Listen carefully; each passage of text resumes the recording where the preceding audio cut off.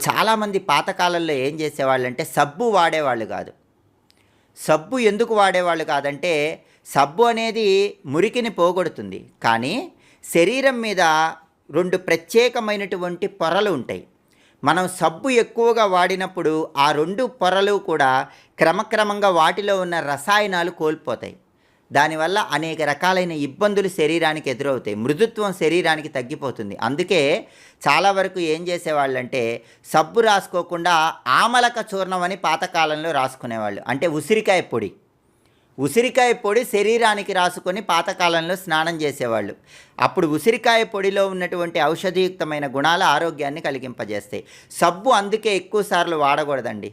చాలామంది ఊరికే సోప్తో చేతులు వాష్ చేసుకుంటూ ఉంటారు. సబ్బు ఎక్కువ వాడితే అక్కడ పైన ఉన్నటువంటి రసాయనాలు అనేవి చర్మంలో తొలగిపోయి చర్మం అనేది మృదుత్వం కోల్పోతుంది. కాబట్టి